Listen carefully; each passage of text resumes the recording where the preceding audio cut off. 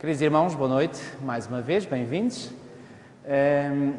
Ontem, depois da nossa reunião, tive a oportunidade de estar com alguns irmãos aqui fora e eu gosto muito quando me são colocadas questões e gosto porque normalmente as questões indicam que a pessoa tem interesse. E eu gosto de poder responder o melhor que sei e, sobretudo, através da Palavra de Deus, porque o que deve contar não é a minha palavra, mas é sim a palavra do Senhor. E então, houve, por exemplo, um irmão que perguntou se verdadeiramente Ellen White fala, por exemplo, sobre este cenário que nós ontem aqui descrevemos com base em alguns textos da Palavra de Deus. Pois bem, posso dizer que, embora eu já tenha lido no passado os capítulos de onde eu fui retirar ver algumas citações, nunca tinha visto com tanta acuidade como hoje esses mesmos textos bíblicos. E então eu quero partilhar alguns deles. Lembram-se que ontem nós chegámos à conclusão, portanto, que o mundo, precisamente antes que termine o tempo da graça, vai ser um mundo onde está tudo a funcionar, em termos económicos, em termos sociais. Portanto, o mundo, em termos materiais, estará no seu auge. Mas a grande crise que vai afetar o mundo e pela qual Satanás quererá influenciar negativamente o povo de Deus é uma crise de caráter moral e espiritual. Em termos materiais, o mundo estará no seu melhor. Pois bem, será que Ellen White subscreve esta visão? Vamos ver isso. Bom, vamos ver hoje o estudo de Daniel, que não vimos ontem, mas antes eu tenho então estas citações aqui para vocês verem. Já agora, reparem aqui que Ellen White, falando, isto é no capítulo, eu aconselho a cada um dos irmãos a leitura desses capítulos no Patriarcas e Profetas. É o capítulo intitulado O Dilúvio e também o capítulo intitulado A Destruição de Sodoma. Leiam esses dois capítulos, muito, muito importantes. Porque ao lermos aquilo que se passou no tempo que precedeu o dilúvio e ao lermos aquilo que se passou no tempo que precedeu a destruição de Sodoma, nós ficamos a compreender melhor o quê? Os tempos que precederão a segunda vinda. Porquê?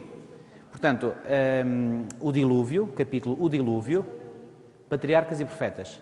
Portanto, no livro Patriarcas e Profetas, nos capítulos O Dilúvio e a Destruição de Sodoma.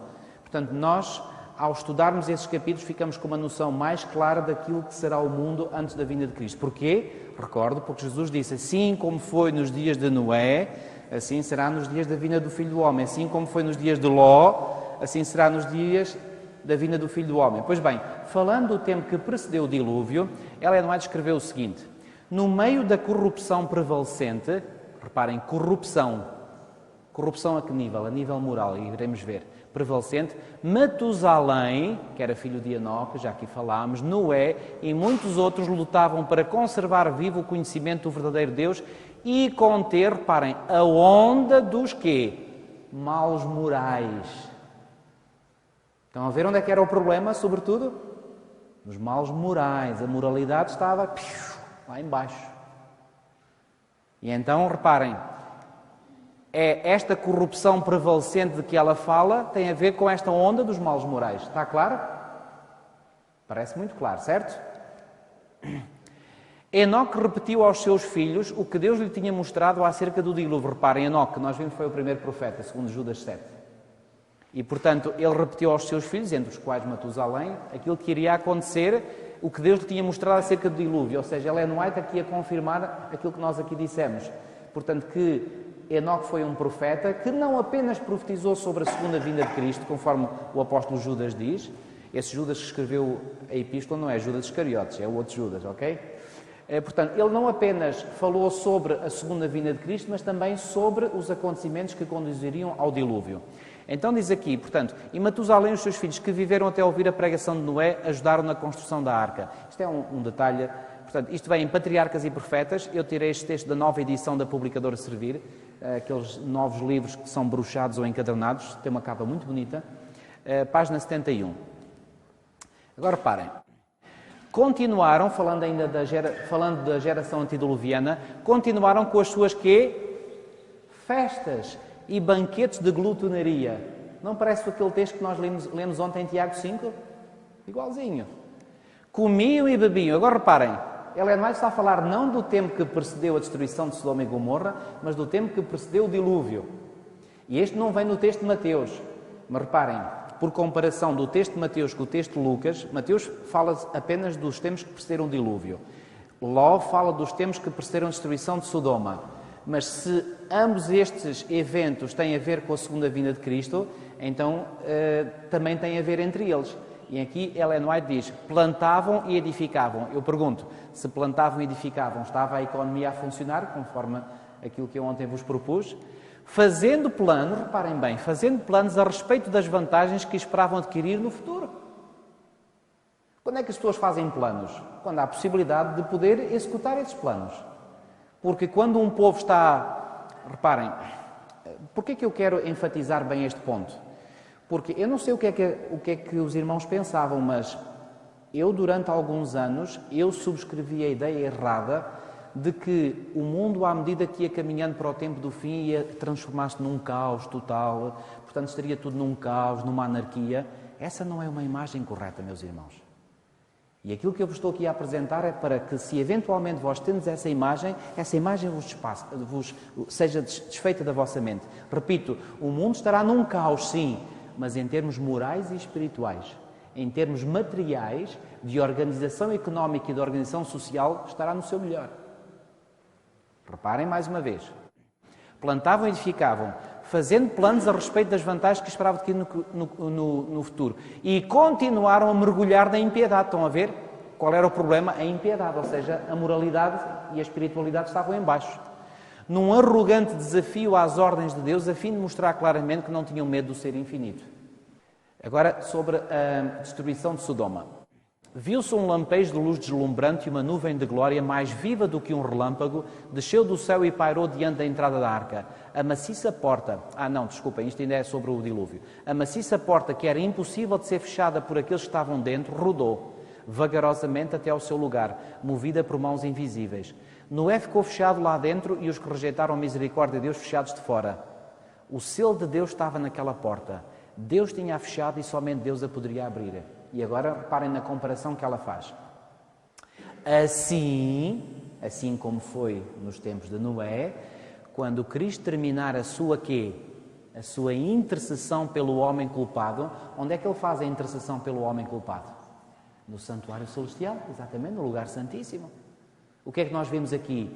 Que o evento para o qual nós devemos focalizar a nossa atenção não é tanto a segunda vinda de Cristo, mas é o fim do tempo da graça. Ou seja, quando Miguel se levantar, lembram-se, Daniel 12:1, e quando ele se levantar, o que é que isso quer dizer? Que terminou o julgamento iniciado em Daniel 7, quando eles se assentaram. E depois comparamos com o texto de Lucas 13, onde diz, quando o juiz se levantar e fechar a porta, quando ele se levantar, terminou o juízo, terminou a intercessão, e aí, então, a porta fecha-se. Então ela diz, quando Cristo terminar a sua intercessão pelo homem culpado, antes da sua vinda nas nuvens dos céus, quando é que isto acontece? Cristo terminar a sua intercessão, é na mesma altura da vinda ou é antes? Antes. Reparem, irmãos, eu tenho como método normalmente apresentar estas verdades numa base bíblica. Porque eu gosto de apresentar, mesmo quando estou a fazer estudos bíblicos com as pessoas, apresentar tudo numa base bíblica. Isto não é porque eu duvido de Ellen White, bem pelo contrário, mas nós devemos, de preferência, saber apresentar as grandes verdades em que nós acreditamos pela Bíblia. Mas nós temos, para além da Bíblia, temos também, digamos, esta preciosa inspiração que nós apelidamos em geral de Espírito de Profecia. E aquilo que eu vos quero apenas demonstrar é que aquilo que Ellen White está a dizer não contradiz em nada, como é óbvio, aquilo que a Bíblia diz. Mas aqui, esta forma como ela diz as coisas, vem confirmar, portanto, a interpretação que nós fizemos a partir da Palavra de Deus. Portanto, ela diz, quando Cristo terminar a sua intercessão pelo homem culpado, antes da sua vinda nas nuvens do céu, a porta da misericórdia será quê? Será fechada. A graça divina já não restringirá os ímpios e Satanás terá pleno domínio sobre aqueles que rejeitaram a misericórdia. E esforçar-se-ão por destruir o povo de Deus, mas, reparem na comparação, assim como Noé estava abrigado na arca, os justos estarão protegidos pelo poder divino. Não é uma maravilha saber isto? Portanto, é como se o povo de Deus no tempo do fim estivesse abrigado dentro de uma arca. Não há ninguém que possa tocar. E ela, noutras passagens, diz que todos aqueles que chegarem vivos ao fim do tempo da graça continuarão vivos até à segunda vinda de Cristo. Nenhum morrerá. Assim como na destruição de Jerusalém, nem um só cristão pereceu. Agora, voltando à nossa questão. E agora vamos falar sobre a destruição de Sodoma. Reparem bem, eu sublinhei a vermelho aquilo que quero enfatizar. Ricas plantações revestiam os campos, ricas plantações. Revestiam os campos e rebanhos cobriam as colinas circunvizinhas.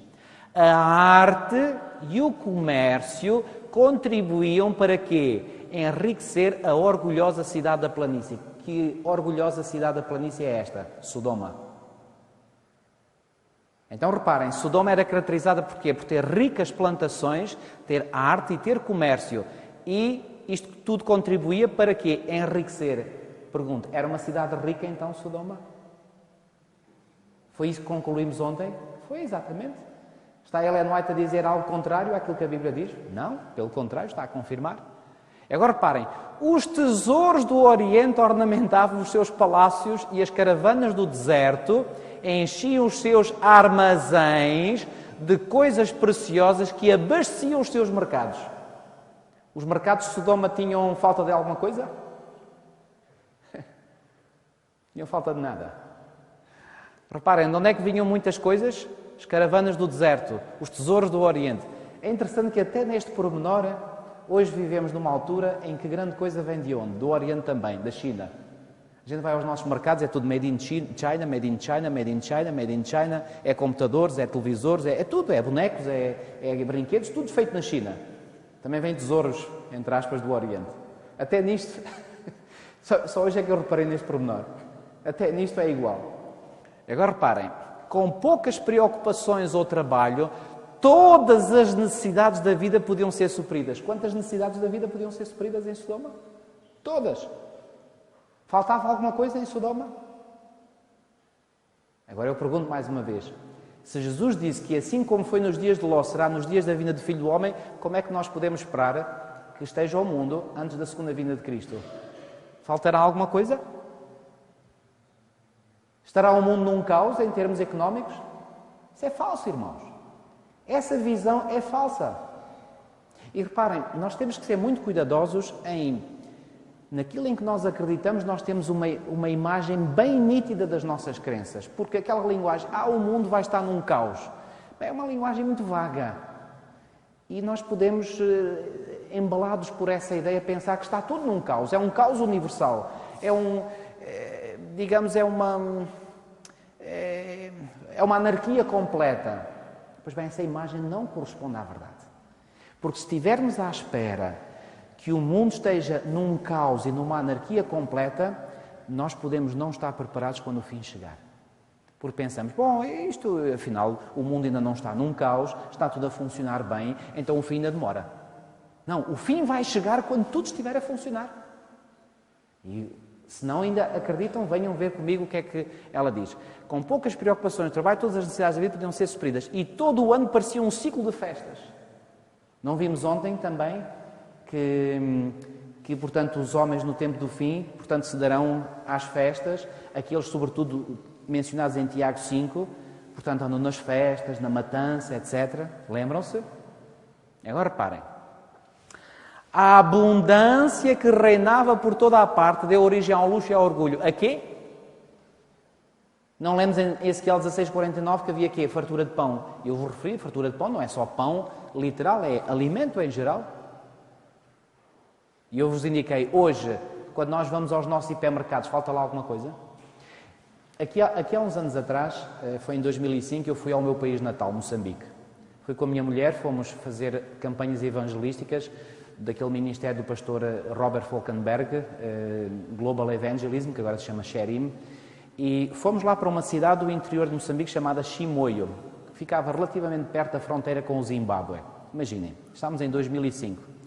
Havia lá um supermercado que os sul-africanos, de uma rede sul-africana, o Shoprite, e nesse supermercado nós entramos lá, reparem, numa cidade pequena do interior de Moçambique, nesse supermercado até tínhamos leite de soja, chouriços de soja, tínhamos tudo, não faltava nada.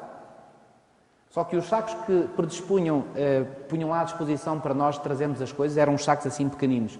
Nós ficámos muito admirados, depois perguntámos porquê. É porque os clientes que vêm ao supermercado em geral não levam muita coisa. Pudera, tem pouco dinheiro, mas o supermercado tem tudo. Em Angola, em 2008, estive lá em Luanda, um dos membros da comitiva, entramos lá num grande hipermercado e ele era assim para mim: estou impressionado, não falta aqui nada. Vocês saíam para a rua e viam lá muitas pessoas em necessidade. Como é que era a situação em Sodoma? Havia pobres e necessitados, lembram-se daquele texto de Ezequiel 16:49? Havia pobres e necessitados. E daí, aquele texto dizia que essa foi a iniquidade de Sodoma. Mas faltava alguma coisa em Sodoma? Nada. Nada. A abundância que reinava por toda a parte deu origem ao luxo e ao orgulho. A ociosidade e a quê? Riqueza. Endurece o coração que nunca foi oprimido pela necessidade ou sobrecarregado pela tristeza. O amor ao prazer era alimentado pela quê? Pela riqueza e o lazer. Ou seja, eram tão ricos, tinham tanta coisa, pois bem, por isso havia abundância de ociosidade. Não é isso também o que acontece hoje um pouco? Sobretudo as gerações mais novas que não precisam trabalhar, os pais têm tudo e mais alguma coisa, eles ficam em casa a fazer o quê? Jogos de computador e mais não sei quanto, não sei o que vai, tem tudo. Não é isso que estamos a assistir hoje em dia. E agora reparem, o amor ao prazer é alimentado pela riqueza e o lazer, e o povo entregou-se à satisfação sensual. Não há nada que os homens, reparem nesta declaração que ela faz, não há nada que os homens mais desejem do que riqueza e ociosidade. E contudo, estas coisas dão origem aos pecados que causaram a destruição das cidades da planície. Agora reparem, meus irmãos. Saía o sol sobre a terra quando Ló entrou em Zoar. Ou seja, depois da fuga que ele empreendeu a partir de Sodoma. Agora reparem. Os brilhantes raios da manhã pareciam falar apenas de quê? Prosperidade e paz. Quando começou o dia da destruição de Sodoma, como é que começou aquele dia? Os brilhantes raios da manhã pareciam falar apenas de prosperidade e paz. Prosperidade era aquilo que Sodoma conhecia, dia após dia, dia após dia. Prosperidade, digo, material. Porque como é que era a vida moral na cidade de Sodoma? Lembram-se quando os anjos foram lá visitar Ló? Quem é que os homens de Sodoma tomaram os anjos? Por serem homens comuns, o que é que quiseram fazer com eles? Ter relações homossexuais. Imaginem, Ló até lhes propôs as filhas, eles não quiseram os filhos, queriam os homens. Eram depravados até ao máximo. E finalmente os anjos, que eram anjos, na forma de seres humanos, tiveram que os cegar e a partir daí eles andaram lá às apalpadelas até que se cansaram e foram embora. Como é que era então a moralidade daquela cidade? Baixíssima. Tinha chegado ao ponto mais baixo. Pergunto, como é que é o mundo em que nós hoje vivemos?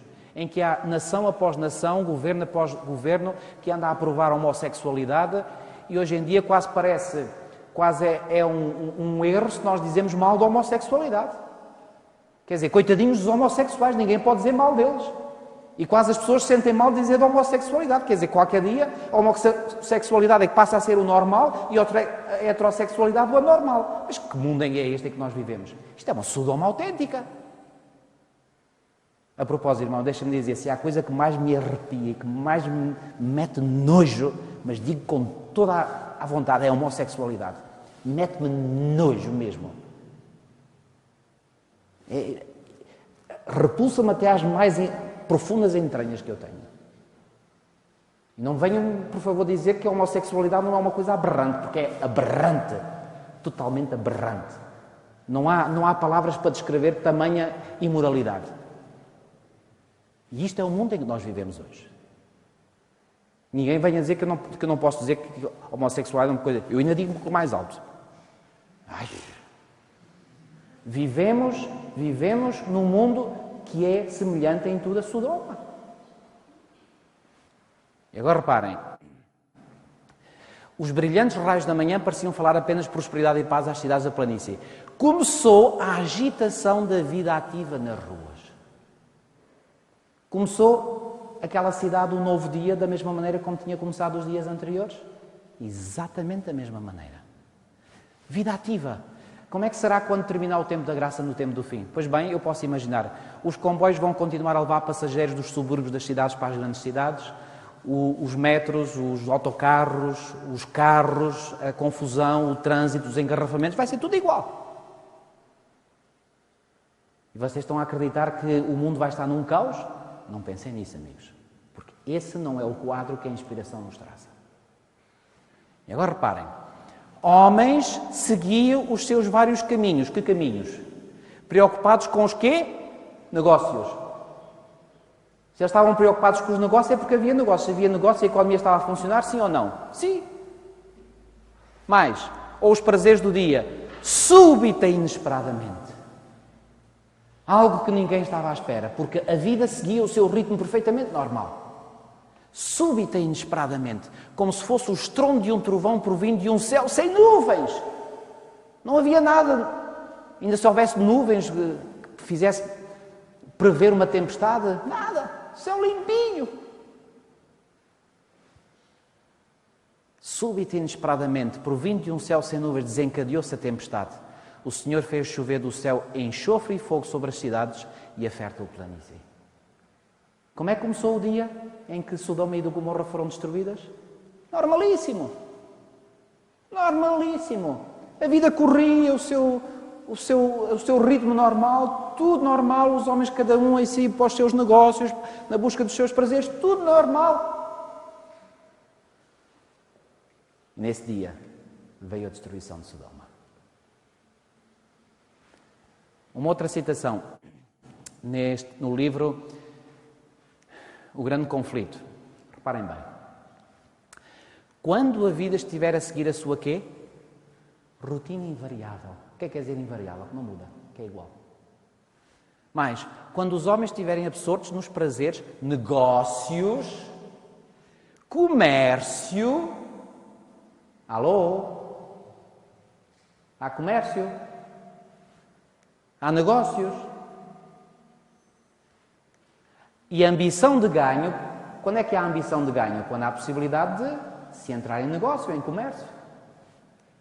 Quando os dirigentes do mundo religioso estiverem a engrandecer o progresso e a sabedoria do mundo, está o mundo em progresso nesta altura? Está. Isto tem alguma coisa a ver com a imagem que nós fazemos de um mundo em caos? Eu fazia, já não faço. E o povo estiver a ser embalado numa falsa segurança, então, como o ladrão à meia-noite rouba a casa que não é guardada, assim sobrevirá repentina destruição, repentina, não é esperada. Repentina destruição aos descuidados e ímpios e não conseguirão escapar. Ficou claro com estas passagens de Ellen White? Que ela diz? Ainda tem a ideia que o mundo não vai estar numa situação normal? Agora, meus queridos, deixem-me dizer-vos isto claramente. Eu acredito na inspiração, naquilo que a Bíblia diz e naquilo que o Espírito de Profecia diz. Eu não vos consigo explicar como é que nós vamos chegar a este ponto. Mas uma coisa eu sei, que vamos lá chegar, vamos. Como é que vai ser exatamente o caminho para lá chegar, eu não sei todos os detalhes. Eu sei que esta vai ser a condição do mundo no fim. Deixem-me dar-vos um exemplo. Estamos no ano de 1975. Eu tinha 12 anos de idade. Recordo muito bem porque foi com 12 anos de idade que eu vim de Angola para Portugal. Eu nasci em África, em Moçambique, vivia em Moçambique, no meu país natal, até aos meus 10 anos de idade. Aos 10 anos de idade, eu e a minha mãe mudámos para Angola, o meu pai tinha ido uns meses antes. Vivemos em Angola, eu vivi em Angola entre os meus 10 e os 12 anos, finalmente, aos meus 12 anos, custou-me essa mudança, já estava no início da minha adolescência, viemos para Portugal devido à confusão que houve nessas ex-colónias portuguesas, portanto, Angola e Moçambique estavam a caminhar para... Aliás, Moçambique já era independente quando viemos, Angola estava a caminhar também, nós viemos embora. E os irmãos recordam-se, aqueles estavam vivos, obviamente, recordam-se que nesse período, em 1975, houve muita confusão política cá em Portugal. Até veio a ser conhecido esse verão como o verão quente de 75. Recordam-se dessa expressão, os que são mais velhos, verão quente de 75. Muita confusão, muitas greves, havia eventualmente... temia-se que eventualmente os comunistas tomassem conta do poder e depois houve aquela contra-revolução do 25 de novembro Isso também me disse muito, porque na altura eu estava a morar em Rio Maior, e Rio Maior foi uma das terras em Portugal que tomou ação no 25 de novembro, porque bloqueou a Estrada Nacional número 1. Eu lembro que era miúdo, fui lá, aquilo estava tudo bloqueado, o trânsito não passava. Antes, no dia 13 de julho, lá em Rio Maior, tinham ido lá à sede do Partido Comunista, tinham tirado tudo pela janela abaixo. Portanto, foi um verão muito agitado. E eu recordo, nessa altura, havia muitos irmãos, sobretudo irmãos que tinham vindo de Angola, como nós, e de Moçambique, que temiam que cá em Portugal viesse a acontecer o mesmo em termos políticos como aconteceu em Angola e Moçambique, ou seja, que o governo cá pudesse também ir pelo mesmo caminho que estavam a ir os governos de Angola e Moçambique, ou seja, pelo caminho do comunismo. E uma vez nunca mais me esqueço. Aliás, eu durante anos me esqueci, mas aquilo ficou lá gravado na minha memória e mais tarde, no tempo apropriado, Deus me despertou. Estávamos à mesa lá em casa e eu recordo-me como se fosse ontem. Há tanta coisa que eu fiz nestes últimos dias que não me recordo. Mas isto recordo-me como se tivesse sido ontem ou hoje. Eu estava sentado assim à mesa e deste meu lado direito estava o meu irmão o mais velho, o Manuel, que já foi aqui pastor nesta igreja. E estávamos à conversa e acho que foi o meu pai que começou a falar qualquer coisa. O meu irmão disse, bom, vamos lá ver uma coisa, não temos que ter receio do comunismo, porque mais cedo ou mais tarde o comunismo vai cair. Bom, eu fiquei com as minhas antenas no ar e fiquei a pensar, bom, porquê é que o meu irmão está a dizer isso? E ele prosseguiu, e ele disse, bom, vou adiantar um bocadinho em relação ao tema que vou falar de amanhã. Ele disse, segundo Apocalipse 13, os dois grandes poderes que dominarão o mundo no tempo do fim são, e referiu o nome, amanhã vamos falar nisso. Ele disse, se há dois, não há três. Ora, uma vez que hoje nós temos duas grandes superpotências e uma dessas superpotências, que era a União Soviética, não faz parte da profecia, então mais cedo ou mais tarde esse poder vai cair. Ele fez esta afirmação. O que é que ele estava a dizer? Ele estava a dizer como é que ia cair? Não. Ele estava a dizer, vai acontecer isto porque a profecia diz. Como e quando, não sei. Mas que vai acontecer, vai. Passaram-se 14 anos. E um dia, claro, já era jovem, eu estava a trabalhar numa clínica em Carnaxide e estava lá um rádio na sala de enfermagem, estava sempre ligado. Tinha sido naquele ano que tinha-se iniciado uma rádio ali na zona de Lisboa, que depois se tornou nacional, que era a TSF. Estava sempre a dar notícias, TSF notícias, sempre. Chamou-me a atenção uma notícia que eu estava lá a ouvir. Era um jornalista da TSF que tinha ido para a Alemanha de Leste, estava lá a fazer uma reportagem qualquer e ele disse isto, os acontecimentos estão a ir mais depressa, que as próprias notícias. Foi esta a frase. E que notícias eram estas? Eram as notícias de que, pois bem, aqueles países o comunismo estava caindo. Eu digo-vos, eu naquele momento apanhei um eletrochoque da cabeça aos pés. Porque imediatamente a minha mente voltou 14 anos para trás, para aquela cena lá em nossa casa, onde nós estávamos à mesa, e eu ouvi da boca do meu irmão, não sei quando, nem como, mas que o comunismo vai cair, vai. Eu tremi da cabeça aos pés, literalmente. Eu disse, isto é mesmo a sério. Isto afinal não é brincadeira nenhuma. Digo-vos, aquilo me abanou de tal maneira, foi o princípio da minha conversão. E eu digo-vos a mesma coisa, irmãos. Estamos atualmente a viver uma crise. Parece que o mundo está a querer desabar. Em termos económicos parece que vai tudo desabar. Mas eu vou dizer, não sei como nem quando, mas que a economia vai outra vez entrar nos trilhos, vai, porque isto que nós vimos é o cenário que a revelação, que a inspiração nos dá para os últimos dias. Ficou claro este ponto? Há alguma dúvida ainda no ar? Agora, meus irmãos, ou acreditamos nisto ou não acreditamos? Eu acredito. Se nós acreditamos, podemos dizer, como o meu irmão disse em 1975, não sei como nem quando, mas que vamos lá chegar, vamos. E eu digo a mesma coisa. Não sei como nem quando, mas ao ver isto eu digo, bom, se a economia agora parece aparentemente estar de rastro, em algum momento ela vai ressuscitar. Porque aqui, quando chegarmos antes do tempo da graça, estará tudo a funcionar, como estava a funcionar antes do dilúvio vir, e antes da destruição de Sodoma e Gomorra. Está claro o raciocínio? Bom, vocês têm paciência para agora irmos para o estudo de Daniel 11? Ora bem, vamos lá então. Eu vou aqui passar um bocadinho. Ora bem, no capítulo 24 de Mateus, o Senhor Jesus referiu-se ao profeta Daniel nos seguintes termos: quando depois vires o abominável da desolação, falou o profeta Daniel, lugar santo, tal. É verdade que aqui Jesus se referia à destruição de Jerusalém. Prestem atenção a esta declaração de Ellen White. Reparem bem, Cristo preveniu os seus discípulos da destruição de Jerusalém e dos sinais que ocorreriam antes da vinda do Filho do Homem. E agora reparem, a destruição de Jerusalém, diz ela, é usada para representar a última grande destruição pelo fogo. Ou seja, a destruição de Jerusalém é uma amostra daquilo que ocorrerá no tempo do fim, não agora a nível de uma cidade, mas a nível global.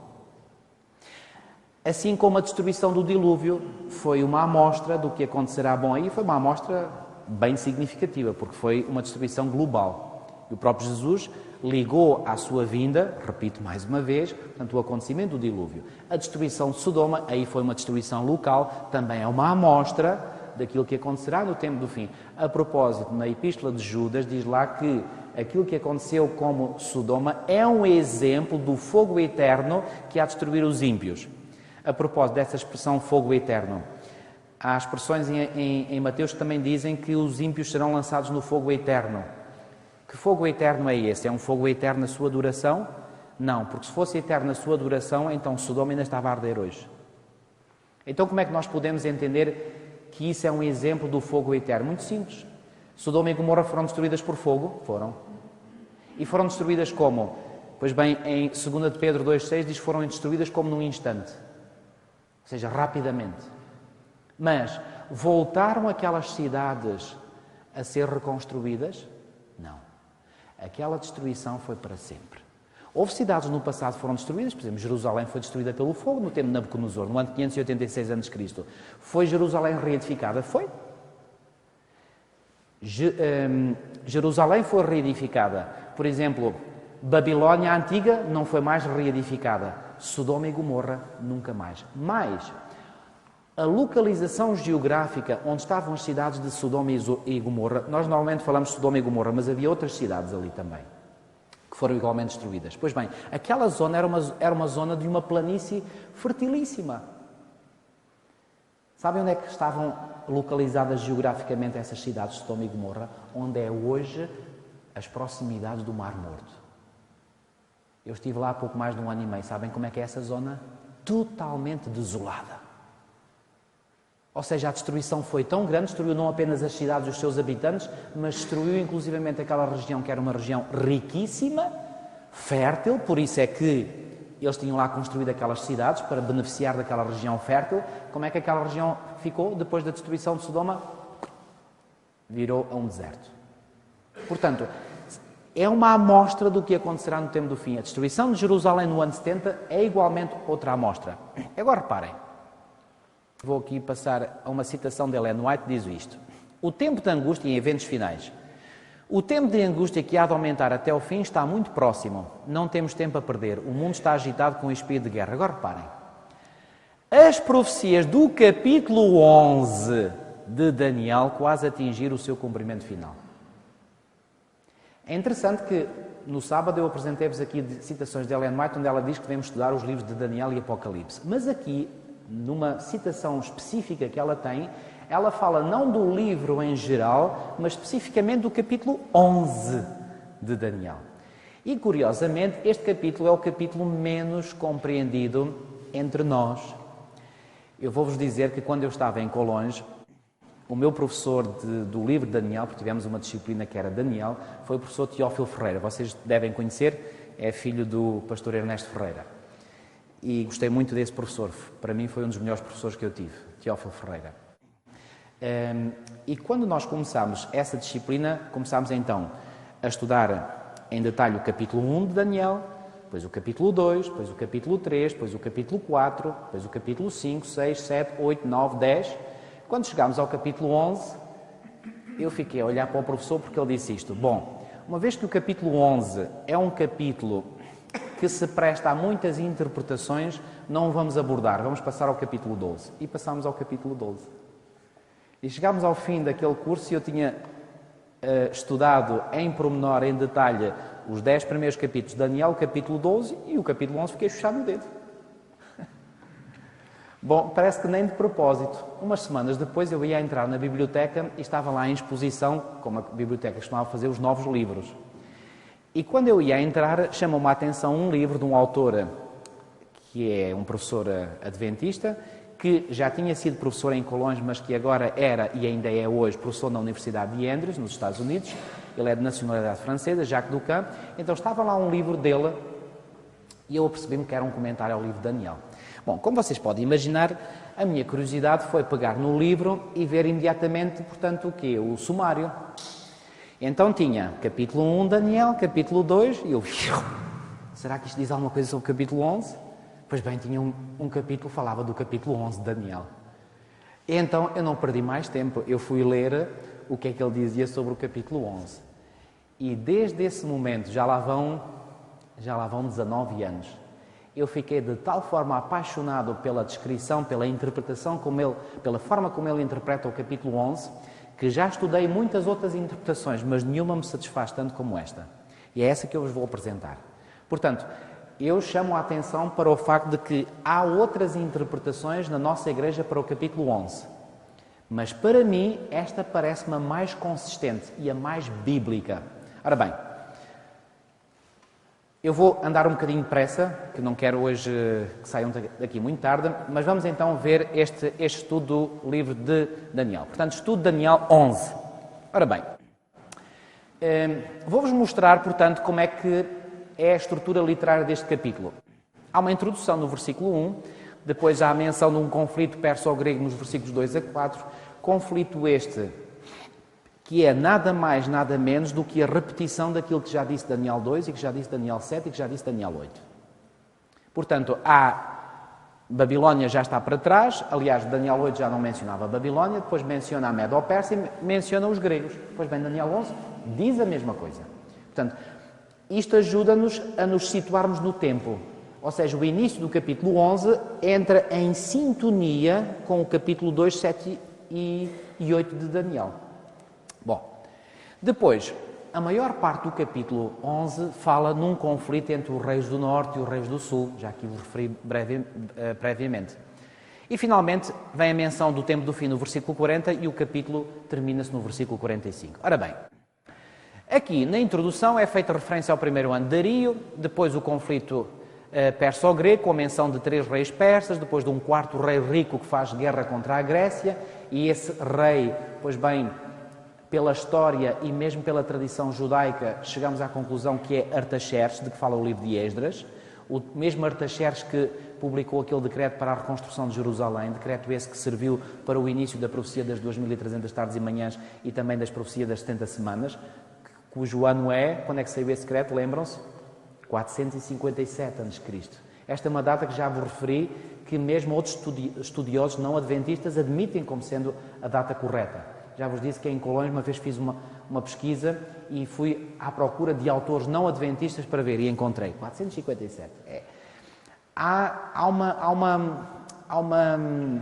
Muitas vezes houve uma controvérsia, não sei se ela ainda permanece, entre alguns eruditos bíblicos sobre se seria o ano 457 ou 458. Mas reparem que a controvérsia não é entre 457 e 470, ou 480, ou 450, ou 440, não.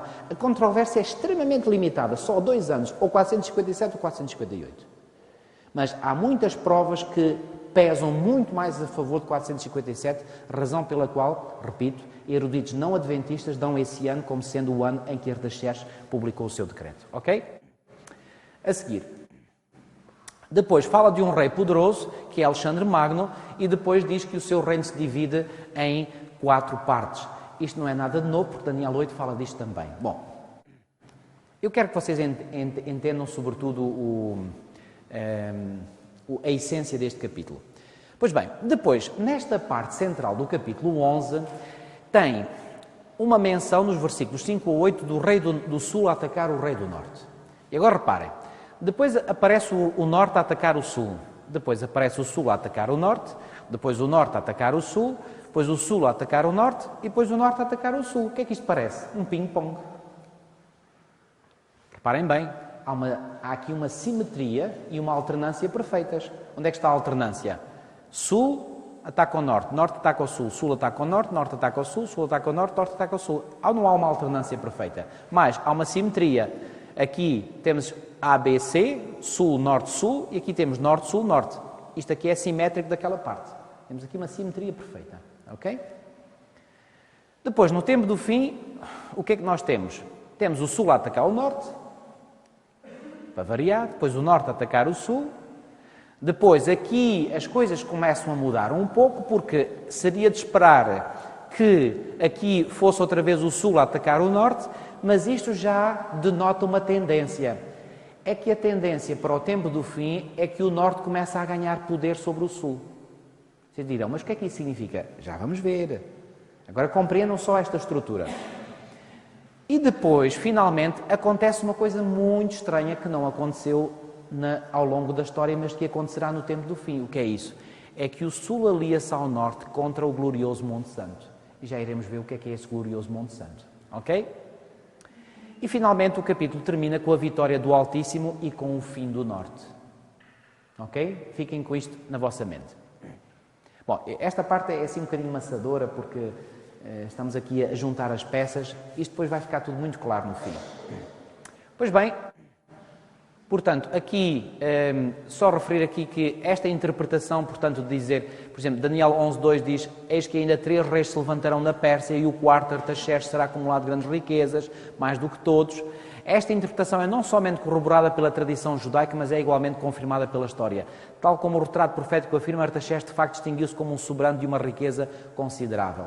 Ou seja, Daniel 11 não faz nada mais, nada menos do que, portanto, repetir na primeira parte aquilo que os capítulos proféticos anteriores fazem. Já agora, lembra-se quando eu falei de Daniel 2, que eu disse que é como que a matriz básica para compreendermos todas as profecias do livro de Daniel. Depois, Daniel 7 apresenta a mesma sequência de eventos, mas introduzindo algo novo.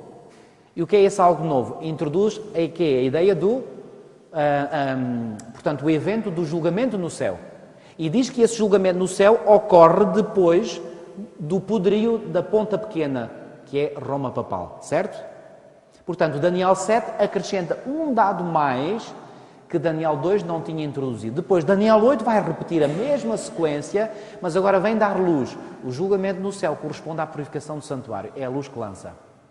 Daniel 9 vai dizer, ok, agora tu não sabias quando é que esse tempo começava, agora sabes quando é que a profecia começa.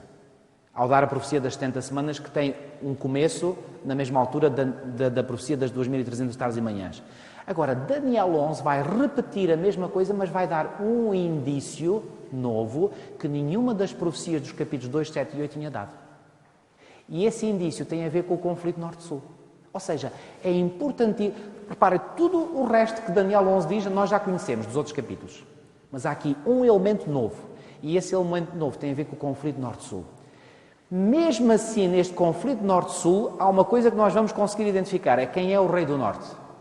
Não é nada de novo. Só fica uma incógnita. Quem é o rei do sul?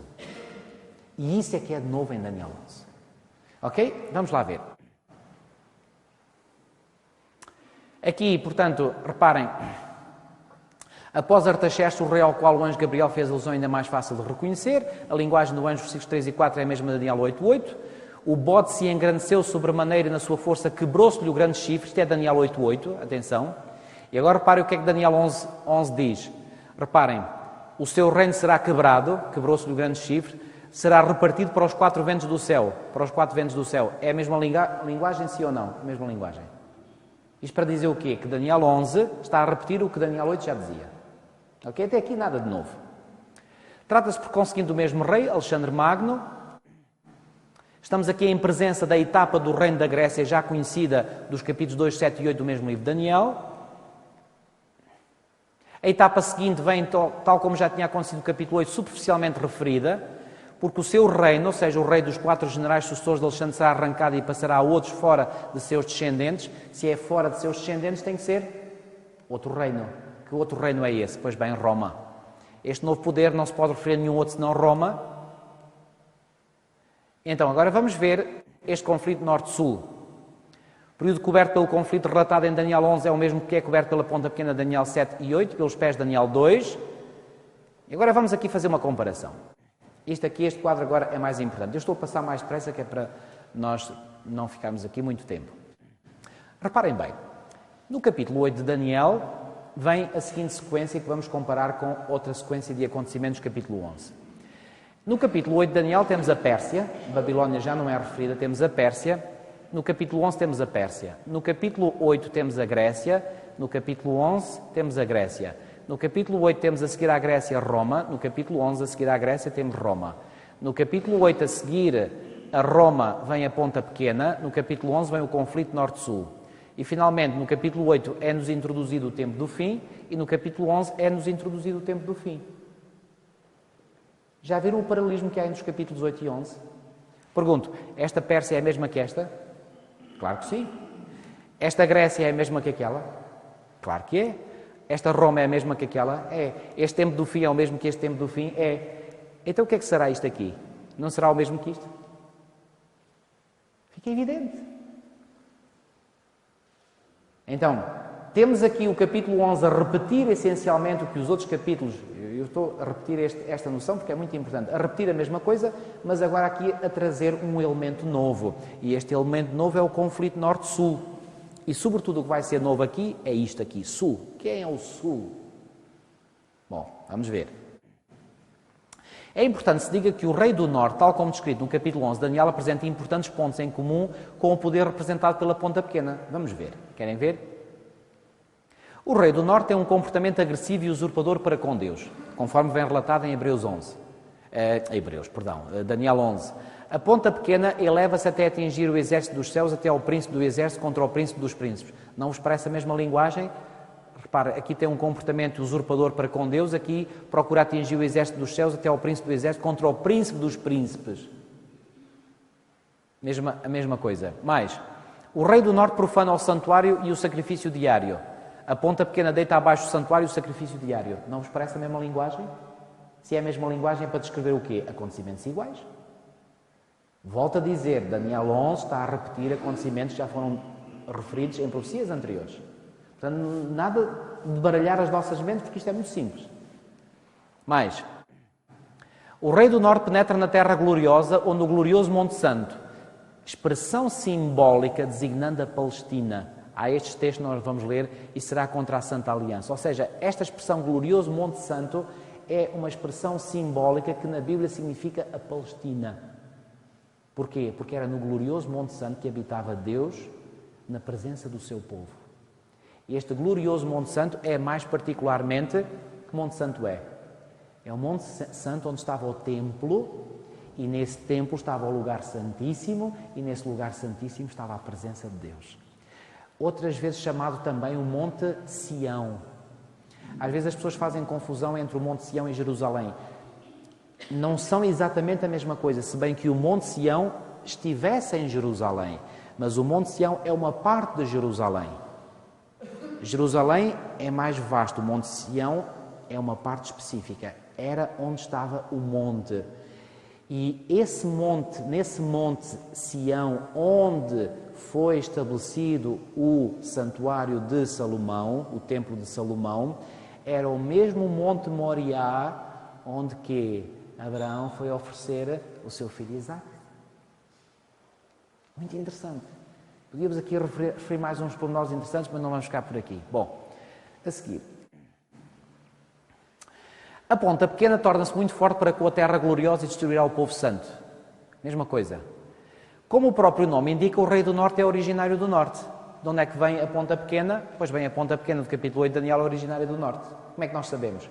Porque diz lá que essa ponta inicia as suas campanhas e vai para o ocidente, vai para o sul e para o oriente. Bom, se vai para o ocidente, para o oriente e para o sul, de onde é que ela vem? Vem do norte. Ok? Finalmente, o rei do norte chegará ao seu fim, não haverá quem o socorra. A Ponta Pequena será quebrada sem esforço de mãos humanas. Não parece a mesma linguagem? O que é que nós podemos concluir? Podemos concluir que o Rei do Norte e a Ponta Pequena apresentam os mesmos traços de caráter, têm o mesmo comportamento, provêm da mesma direção, conhecem o mesmo destino trágico, cobrem o mesmo período de tempo desde a queda do Império Romano até ao tempo do fim. Aquela comparação que vimos entre Daniel 8 e Daniel 11. Conclusão. A conclusão é mais do que lógica. Que o Rei do Norte e a Ponta Pequena representam o mesmo poder. E que poder é esse? A saber, a Igreja, nas suas pretensões em ter atributos divinos e nos seus compromissos políticos. Está claro? Quem é o Rei do Norte, então? É o mesmo poder simbolizado pela Ponta Pequena de Daniel 8 e pela Ponta Pequena de Daniel 7. Nada de novo aqui. A história do conflito Norte-Sul, relatado no capítulo 11 de Daniel, é a mesma que é relatada no capítulo 8. Resta-nos apenas compreender o significado deste conflito e a sua eventual aplicação na história. Pois bem, reparem mais uma vez neste movimento alternado e simétrico. O Sul ataca ao Norte, o Norte ataca ao Sul, o Sul ataca ao Norte, o Norte ataca ao Sul, o Sul ataca ao Norte, o Norte ataca ao Sul. Ora bem, diz-nos este irmão, e é aqui que vem, digamos, para mim, o ponto essencial da sua interpretação, que perante esta alternância e esta simetria tão perfeitas, isto nos deveria imediatamente chamar a atenção de que estamos em presença de algo que não deveríamos interpretar de forma literal, mas sim no sentido figurado. Porque a alternância é perfeita demais. Vocês acham que na história foi sempre assim? Um ataca o outro ataca o outro, Não, isto tem aqui... Então, isto deve apelar para uma interpretação espiritual. Reparem bem, este caráter literário de regularidade e simetria deveria precaver-nos contra uma estrita interpretação histórica do texto bíblico. A estrutura literária do texto apela, por conseguinte, para uma interpretação espiritual e não literal. E se é uma interpretação espiritual e não literal, nós temos que então descodificar os símbolos, como aliás temos que fazer para muitos outros símbolos apresentados nos livros de Daniel e Apocalipse. Reparem, logo no capítulo 2 nós não descodificámos o que é que representava o ouro, a prata, o bronze, o ferro, o barro, a pedra.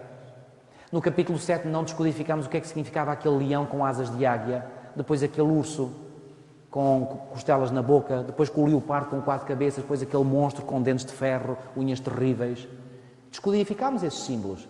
Aqui estamos na presença também de algo que nós temos que fazer, descodificar este símbolo, esta simbologia. Como? É muito simples.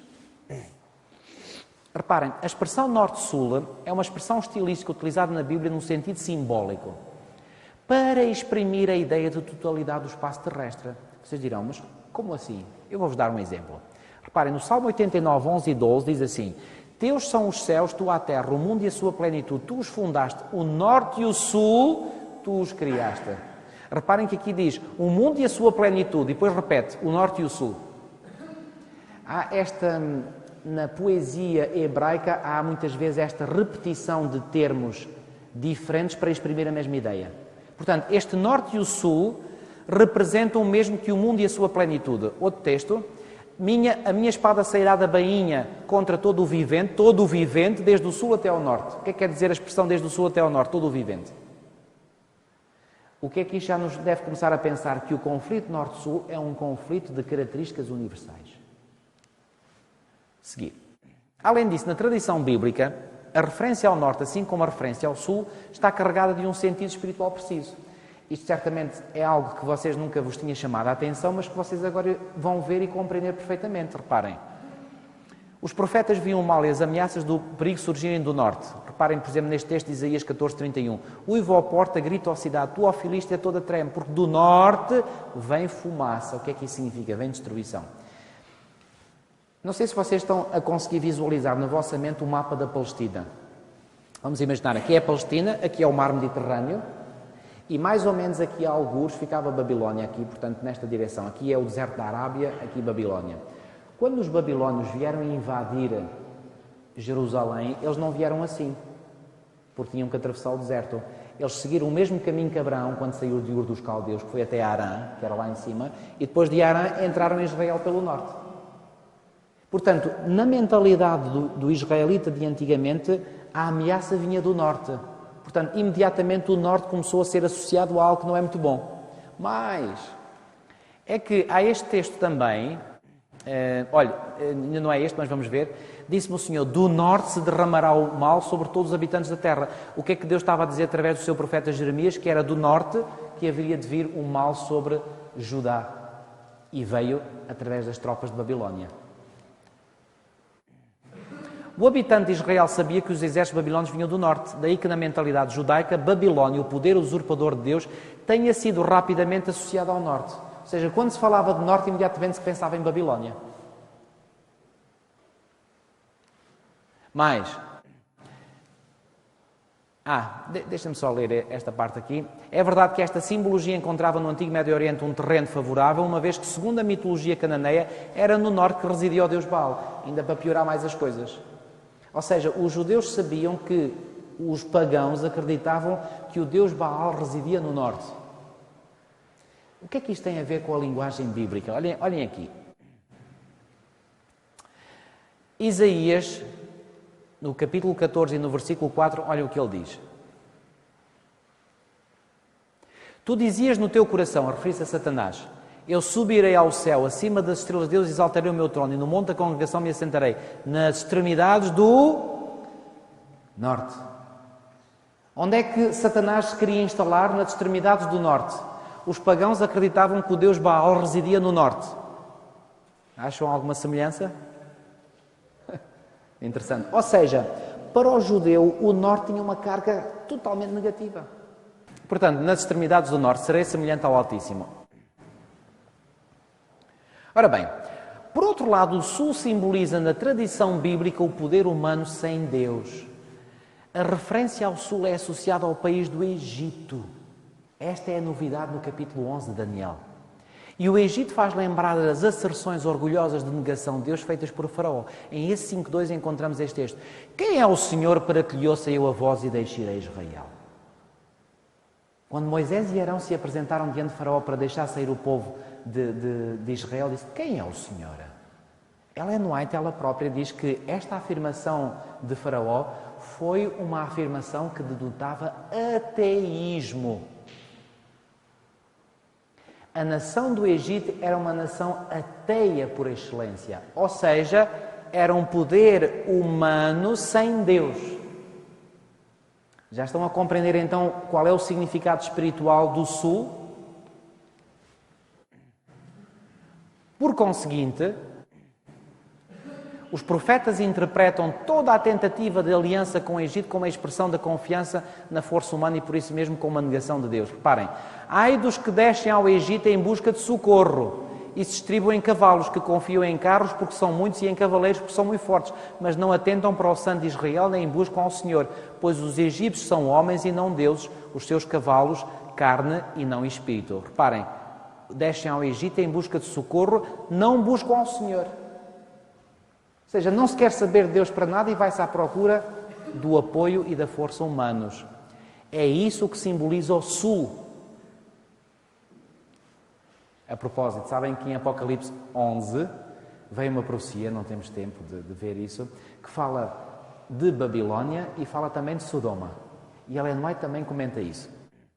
Concluindo, assim como o Norte encerra a ideia de um movimento religioso entre aspas, que pretende arrogar-se o direito de ser igual a Deus, o que é que Babilónia procura fazer? Ser igual a Deus. Isto é verdade, por exemplo, no poder católico romano.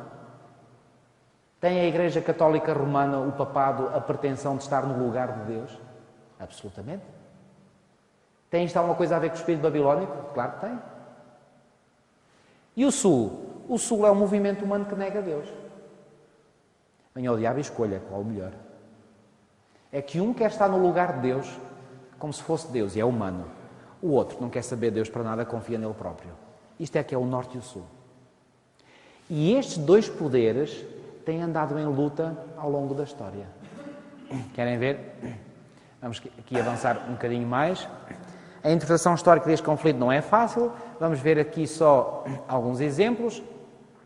Pensamos, por um lado, no poder eclesiástico que se ergueu até ao ponto de querer representar Deus sobre a terra, com tudo o que isso implica de abuso, usurpação e enganos do norte.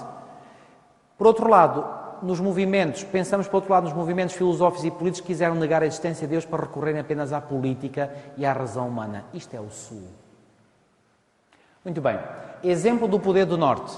O poder da Igreja manifestado durante séculos consecutivos. E exemplos do poder do Sul. Querem ver? A perseguição dos imperadores romanos pagãos, que eram ateus. Mais, temos, por exemplo, o ataque intelectual neoplatónico. Eu poderia estar aqui vários minutos a falar sobre isso, muito resumidamente. Alguns dos grandes teólogos, grandes, enfim, entre aspas, teólogos da Igreja nos séculos II, III e IV foram beber muito à filosofia grega. Sabem o que é que resultou? O que resultou foi que eles beberam de tal maneira junto aos filósofos gregos que trouxeram para dentro da teologia cristã ideias que não eram cristãs. Por exemplo, a ideia da imortalidade da alma veio aqui nesta altura. E os gregos não queriam saber nada com Deus. Portanto, era um exemplo típico do Rei do Sul. Depois, correntes humanistas do Renascimento ao longo da história. Finalmente, a Revolução Francesa foi o clímax desta manifestação do poder do Sul. E, finalmente, a Revolução Soviética com o surgimento de ideologias e governos materialistas e ateus. Eu tive um professor, ainda tive o privilégio de ter esse professor, já faleceu, Pierre Lanarès, que ele defendeu uma tese de doutoramento, onde ele dizia, mas muito bem provado, que a Revolução Soviética é filha legítima da Revolução Francesa. Porque a Revolução Francesa colocou no topo da atenção da nação francesa o ateísmo. O que é que fez a Revolução Soviética? Exatamente a mesma coisa. E vocês sabem que a Revolução Soviética deu origem depois à União Soviética, àqueles países ali da Europa de Leste que se tornaram comunistas. O comunismo depois espalhou-se para outros países da Ásia, da África, para Cuba. Os comunistas aceitam Deus? Deus não existe. Tudo o que nós temos que conseguir é pelo poder humano, pela razão humana. Típico da Revolução Francesa. Pois bem, vou passar esta parte. Ora bem, o que é que acontece no tempo do fim? No tempo do fim, estamos mesmo a chegar ao fim. Inicia-se com o ataque do Sul contra o Norte, cujo relato sobre e breve contrasta com a réplica pesada e estrondosa do Norte. Este Norte arremeterá contra ele Sul com carros, cavaleiros e com muitos navios e entrará nas suas terras e inundará e passará. Ou seja, isto é uma linguagem simbólica. Este acento tónico colocado sobre o poder do Rei do Norte prepara o anúncio da sua vitória final. Eu acredito que os irmãos neste momento ainda não estão a compreender onde é que estamos a querer chegar, ou talvez já estejam alguns. Vamos mesmo lá chegar agora. O Rei do Norte entrará também na Terra Gloriosa, tal. Historicamente, isto significa que a Igreja triunfará sobre os movimentos políticos e ateus. E agora eu vou fazer aqui uma pausa para então vos explicar, se ainda não compreenderam, o que é que Daniel 11 então significa. Vou repetir, mais uma vez, muito sumariamente. Daniel 11, na sua maior parte da explanação profética, repete Daniel 2, Daniel 7 e Daniel 8. Mas traz um elemento novo. E esse elemento novo é naquele período que se fala do conflito Norte-Sul. Que conflito Norte-Sul é esse? Bom, identificamos quem é o Rei do Norte. Esse poder, representado pelo Rei do Norte, é o mesmo poder representado pela ponta pequena Daniel 8 e pela ponta pequena Daniel 7. Ou seja, é a Igreja Papal. Quem é o Rei do Sul? O Rei do Sul são igualmente poderes que se levantaram ao longo da história, mas poderes que têm uma característica: não querem saber de Deus para nada, são ateus. Pergunto-vos, nos nossos dias, onde é que nós podemos ver a manifestação destas duas tendências, destes dois poderes? Olha, não é muito fácil, não é muito difícil, quero eu dizer, de descobrir. Há bocadinho eu vos falei de 1975. Quem é que dominava o nosso país? Vamos pegar no exemplo do nosso país, porque conhecemos-o melhor do que outros exemplos. Quem é que dominou a política e o nosso país até ao 25 de abril de 1974? Atenção, não vou para aqui fazer política. Estamos apenas a interpretar factos históricos, factos políticos, à luz da profecia bíblica. Está bom? Fique claro este ponto. Até ao 25 de abril de 1974, qual foi o governo que dominou cá em Portugal? Era um governo que não tinha nada a ver com a Igreja, certo? Era isso? Tinha de que maneira? O meu pai foi despedido, posto na rua, sabem porquê? O meu pai era professor primário. E a determinada altura ele teve contato com a mensagem adventista através de um irmão dele, portanto meu tio, que lhe ofereceu o grande conflito. Esse meu tio recebeu esse grande conflito de um colega adventista na tropa. E o meu tio pegou no livro, deve ter folheado e tal, deve ter lido alguma coisa, mas não achou muito interesse. E o raciocínio que ele deverá ter feito foi este: eu tenho um irmão professor, e como ele é professor, ele gosta de ler, eu vou-lhe dar a ele. E deu. E o meu pai começou a ler. Estudou aquilo tudo de uma ponta à outra. Resultado: começou a ir a Lisboa e teve estudos bíblicos com um pastor chamado... pastor, não me lembro do primeiro nome, mas o último nome era Raposo, que era o pai da irmã Eunice Raposo Dias, que é a esposa do pastor Joaquim Dias. Estão a ver? Meu pai teve estudos bíblicos com esse pastor. E quando o meu pai leu esse livro, compreendeu muita coisa da Bíblia. Então, como vocês podem imaginar, ele era professor primário, começou na escola, porque ele era obrigado a dar também a disciplina de moral e religião católicas. E então o meu pai começou a ser muito pouco católico, porque começou a ensinar mais da Bíblia e menos do que o catecismo dizia. Por qualquer motivo, aquilo veio a chegar ao conhecimento do padre e não é difícil de imaginar como. É que provavelmente as crianças, na sua inocência, chegaram a casa e começaram a dizer: olha, o professor ensinou isto, assim, assim. E lá deve ter havido um pai ou uma mãe que achou que aquilo era um ensino, não era muito ortodoxo, não é? E foram falar com o padre. O padre, para tirar dúvidas, um dia apareceu lá na escola e falou com o meu pai: senhor professor, ouvi isto, assim, assim, o que é que se passa? O meu pai não escondeu. Podia mentir, mas não mentiu. Achou que não era correto fazer isso. E ele disse: olha, eu tenho estado a estudar a Bíblia, tenho estado a aprender isto assim, assim, é isto que eu ensino às crianças. Senhor professor, você não pode continuar a ensinar isso. Mas o senhor vai ter que pedir perdão aqui diante de mim e vai prometer que não vai ensinar isso mais. E ele queria que o meu pai se ajoelhasse mesmo, inclusive diante dele. O meu pai disse: olha, senhor padre, eu já aprendi pela Bíblia que não me devo ajoelhar diante de ninguém a não ser diante de Deus. Por isso, não me vou ajoelhar diante de si. Relativamente àquilo que eu vou continuar a ensinar, eu vou continuar a ensinar aquilo que a minha consciência me diz, não aquilo que o senhor me está a dizer que eu devo fazer. Vocês podem imaginar como é que aquele padre saiu de lá. Ele bufava por todos os lados. 2 dias depois o meu pai estava na rua. Pergunto: quem é que dominava aqui neste país? A Igreja, com mão forte, controlava os cordelinhos da política. Era o rei do Norte a dominar. Veio o 25 de abril de 1974. E naqueles primeiros anos, quem é que parecia que ia dominar? O rei do Sul, os comunistas. Verdade ou não? Estão a ver como cá... Reparem, não estou a inventar nada, isto são factos. Eu, quando cheguei a Portugal em 1975, passado uns meses, fui viver para Setúbal. Mais me esqueço, dia 2 de março de 1976. Fui para uma escola em Setúbal, para o meu 7º ano, na altura, e digo-vos, aquela escola, nos intervalos, aquilo eram músicas lá nos altifalantes da escola, era só músicas revolucionárias. Eu não sei como é que eu não levei uma lavagem ao cérebro naquela altura, porque respirava-se comunismo em todos os cantos daquela cidade de Setúbal. Eu recordo, nesse ano, mesmo ano de 76, houve as primeiras eleições presidenciais no nosso país. Houve uma tentativa em 1959 com Humberto Delgado, mataram um homem, etc. Pronto, isso não deu nem nada. Em 1976 houve as primeiras eleições, eu recordo disto como se tivesse sido ontem.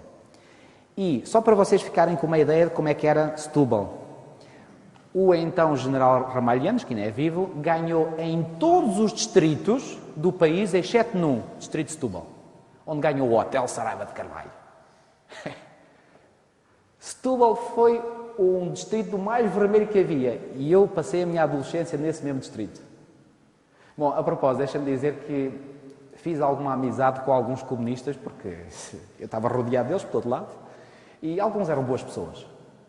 Inclusivamente, esse meu tio que ofereceu o livro ao meu pai veio a tornar-se um comunista militante, e tão militante que era que ele teve que fugir de Moçambique da PIDE e refugiar-se em França. E quando Moçambique se tornou um governo comunista, ele foi para lá com o filho, também era comunista, foram para lá para viver no meio do comunismo. Esse meu tio, sabem uma coisa?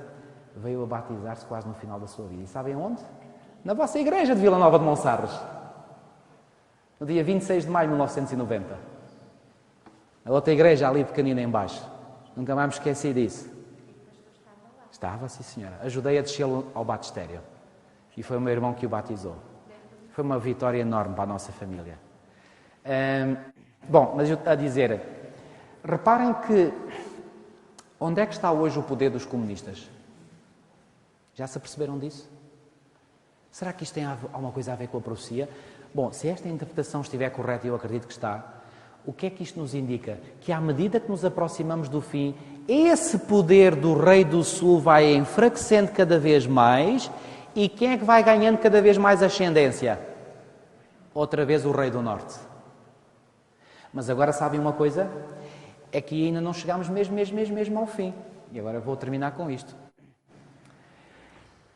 É que, se cremos na autoridade de Daniel, então saberemos que esta vitória da Igreja não é total nem definitiva.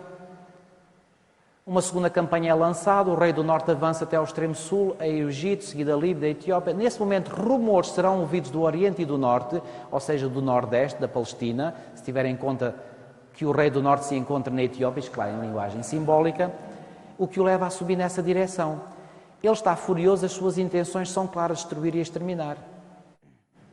Ele não tinha tido sucesso anteriormente em levar a bom termo os seus desígnios, ocupado estava com as forças do Sul. Mas agora ninguém o retém. Aqueles que até ali o tinham combatido seguem agora atrás dele. Ou seja, lembram-se que naquela descrição inicial diz lá que no tempo do fim o Sul se alia ao Norte. Mas quem é que fica por cima e a dominar? É o Sul ou o Norte? É o Norte. Sabe o que é que isto significa? Que à medida que caminhamos para o tempo do fim, estes vários movimentos e forças políticas e ideologias marxistas, ateias, etc., vão ceder cada vez mais perante o poder maioritário de Roma. E vai chegar um momento em que vão estar o Sul e o Norte unidos. E sabem uma coisa, amigos? Quando o Sul e o Norte se unirem, deve tocar uma campainha de alarme na nossa mente. A quem é que eles vão fazer guerra agora? Um com o outro? Não mais é um com o outro. Vão fazer a quem? Ao povo de Deus. Já repararam que quando nós olhamos, por exemplo, para a nossa Assembleia da República, se diz os partidos de esquerda e os partidos de direita. Já repararam que a esquerda é normalmente o Partido Socialista e o Partido Comunista, que o Partido Socialista se identifica com o humanismo. O Partido Comunista, como o próprio nome indica, com o comunismo. O que é que são estas duas ideologias, comunismo e humanismo? Ideologias ateias. Rei do Sul. E o PSD e o CDS identificam-se com o quê? Não parece, mas identificam-se com a ideologia católica. Eu tinha 13 anos de idade, trabalhei numa tipografia em Rio Maior nas minhas férias. E nessa tipografia era feita a folha do CDS. E sabe o que é que uma vez eu ouvi do patrão? Que quem lhe pagava essa folha do CDS um dia lhe disse que ele aguardasse mais algum tempo porque o dinheiro não estava a vir, que o dinheiro vinha do Vaticano para pagar essa folha do CDS. Quem é que está por detrás do CDS? Roma. Os partidos de esquerda estão ligados ao Rei do Sul. Os partidos de direita estão ligados ao Rei do Norte. Já agora, faço só aqui um bocadinho de parênteses. Não quero que ninguém se sinta mal com o comentário que vou fazer. Quando é momento de eleições, em que é que nós devemos votar? No Rei do Sul ou no Rei do Norte? Muito bem, irmão. Nem num nem noutro. É o que eu, pela graça de Deus, já faço há muito tempo que compreendi isto. Nem uns, nem outros são de confiança. Aliás, vocês podem ver, aqui até que há uns meses atrás governou o Rei do Sul, agora já está a governar o Rei do Norte. Mudou alguma coisa? Eu fiz esta predição e o meu irmão corroborou esta predição comigo. O PS esteve no governo estes últimos anos, saiu. A minha predição é esta, nunca mais vai voltar ao poder. Sabem porquê? Porque o Rei do Sul está a perder poderio e influência. E o Rei do Norte vai ganhar cada vez mais poder. Olhem para a Europa. A Europa está cada vez mais a deslocar-se para a direita. Em toda a União Europeia há 2 ou 3 países que são socialistas, o resto é tudo já de direita.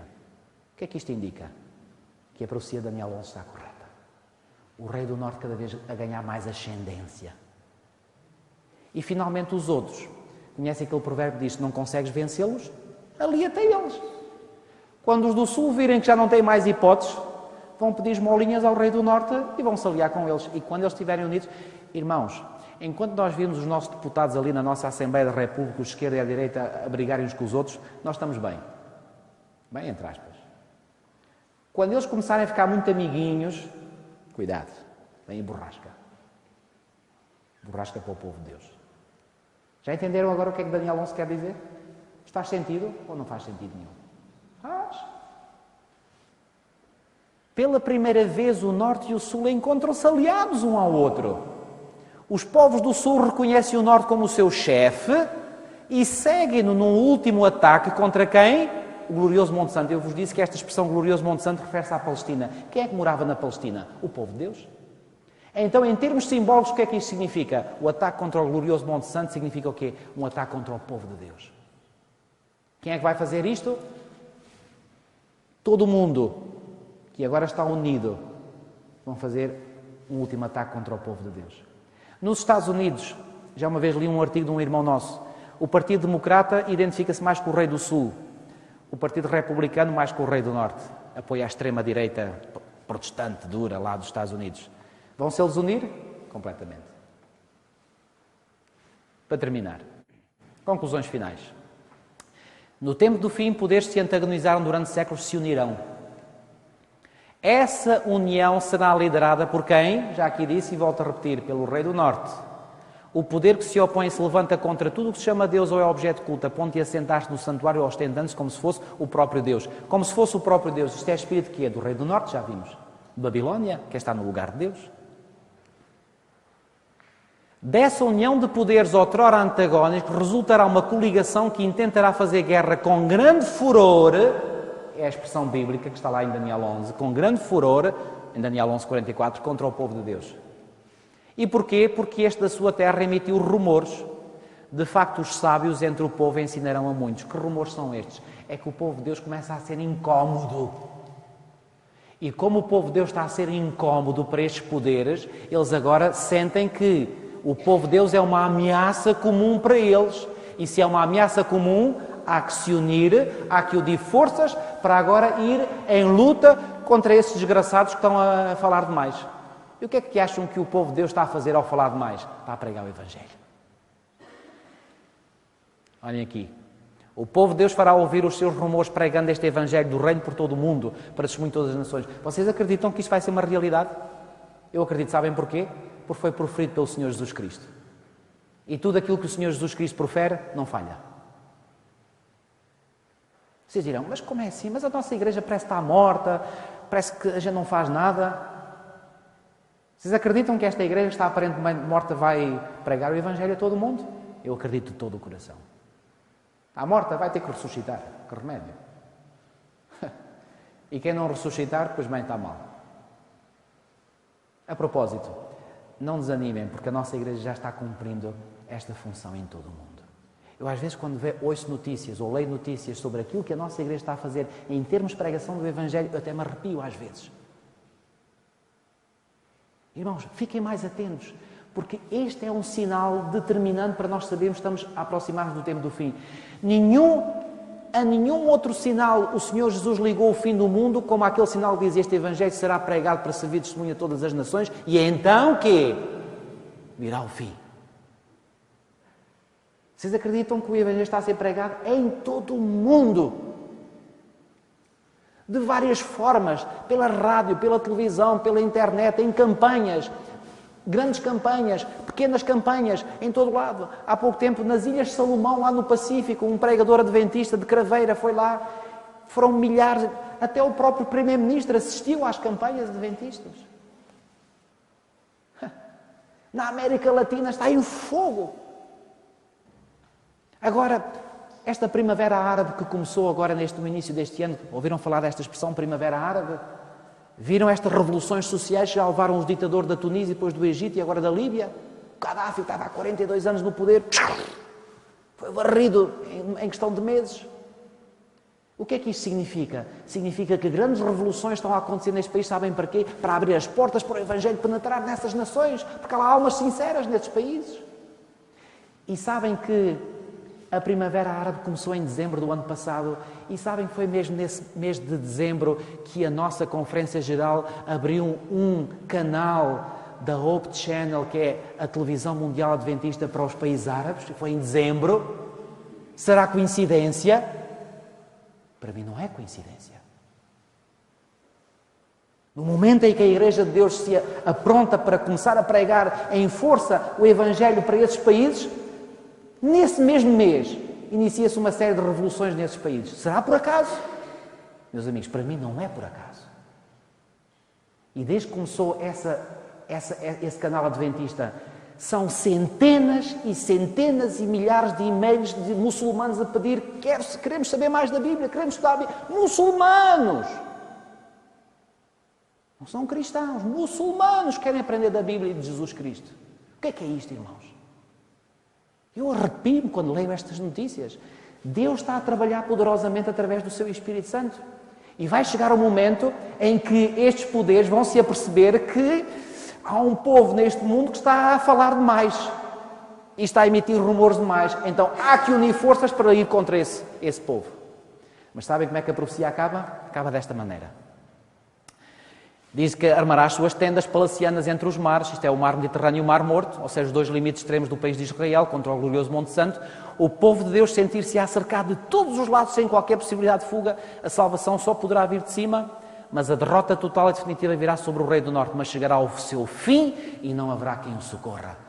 A profecia de Daniel 11 diz que quando os povos deste mundo, liderados pelo rei do norte, fizerem um ataque final contra o povo de Deus, é assim que termina Daniel 11, vem Daniel 12, diz: levantar-se-á Miguel. E o que é que Miguel vem fazer? É o defensor dos filhos do teu povo. Irmãos, se isto não vos arrepia, se isto não é boas novas para vós, eu não sei o que é que vos pode dar mais ânimo e coragem. Deus está no controle da história. Quando os povos do mundo se unirem contra o povo de Deus, Miguel levanta-se.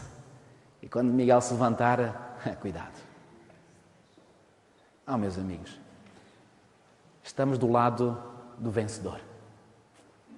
Podemos vir a sofrer, certamente que sim. Podemos vir a sofrer perseguições, podemos vir a sofrer escárnios, não digo o contrário.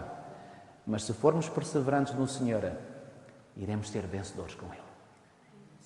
Repito, estamos do lado do vencedor.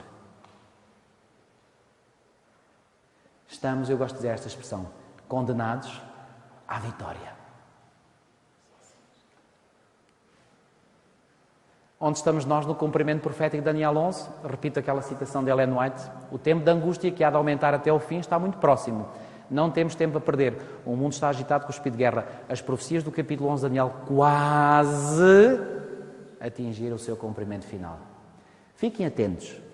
Daniel 11 dá-nos sobretudo esta indicação de que aquele rei do sul, quando começarmos a ver ele muito a aproximar-se do rei do norte, é sinal que vem aí borrasca. Mas não devemos temer essa borrasca, essa tempestade. Devemos continuar a fazer o nosso papel, a cumprir o nosso papel, continuar a pregar o Evangelho. Este Evangelho vai ser pregado em todo o mundo. E sabem uma coisa, irmãos, e com isto vou terminar. Eu quero fazer parte desse movimento que é levar e pregar o Evangelho a todo o mundo. Qual é a vossa decisão? Querem fazer parte também? Querem realmente dizer: Senhor, eu quero estar ao teu serviço para fazer parte deste maravilhoso movimento que há de terminar a tua obra nesta terra. Irmãos, eu arrepio-me com isto. Isto não é ilusão nenhuma. Isto não é nenhuma fantasia. Isto é a pura verdade e a pura realidade. Se os irmãos quiserem fazer esse passo, vamos levantar e unir-nos numa oração.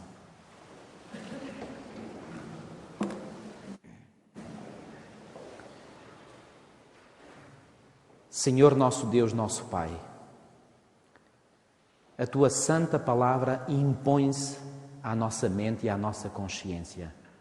Impõe-se porque ela é verdadeira, porque ela é coerente, porque ela é esclarecedora. Ó Senhor, neste momento, nós te queremos agradecer muito, Senhor, porque Tu falaste às nossas mentes e falaste igualmente aos nossos corações. Ó Senhor, eu acredito que tal como Tu puseste na minha mente e continuas a pôr na minha mente e no meu coração esse desejo de fazer parte deste glorioso movimento que há de levar o Teu Evangelho, as mensagens dos 3 anjos a todo o mundo, também Tu estás a colocar, ou já colocaste este mesmo sentimento, este mesmo desejo no coração de todos os Teus filhos e filhas que fazem parte desta Tua igreja aqui. Ó Senhor, neste momento, aquilo que nós te queremos dizer, e Tu viste, Senhor, pela nossa atitude nos levantarmos, aquilo que nós queremos dizer é, Senhor, queremos renovar a nossa aliança contigo. Queremos estar do Teu lado, Senhor. Queremos ser fiéis a Ti e à Tua santa palavra, à Tua santa mensagem, à mensagem que Tu deste a esta Tua igreja remanescente. Ó Senhor, vimos ao longo desta semana que não há outra igreja à face da terra que seja a igreja que Tu levantaste, que Tu suscitaste. Não foi pela vontade de nenhum ser humano, foi pela Tua vontade, Senhor. E Tu deste uma missão específica a esta igreja, confiaste-lhe uma missão. Ó Senhor, que privilégio é o nosso de podermos fazer parte dessa missão, de nos podermos identificar contigo e com a Tua igreja. Ó Senhor, nós queremos fazer parte deste grupo que irá ser o grupo vencedor. Ó Senhor, poderão vir dificuldades e certamente elas virão. Tu próprio, quando viveste nesta terra, Tu sofreste, Tu foste maltratado, foste cuspido, finalmente foste crucificado. Não sabemos, Senhor, se algum de nós terá que dar a sua vida em favor da nossa fé por Ti. Ó Senhor, mas seja aquilo que acontecer, seja aquilo que vier até nós, ajuda-nos a permanecermos fiéis a Ti e à Tua verdade. E que nada nem ninguém possa abalar a nossa firme confiança em Ti. Ó Senhor, que um dia nos possamos todos encontrar no Teu reino e podermos todos em conjunto dar honras e glórias ao Teu nome pelos séculos e séculos da eternidade. Te pedimos tudo e Te agradecemos em nome do Senhor Jesus. Amém.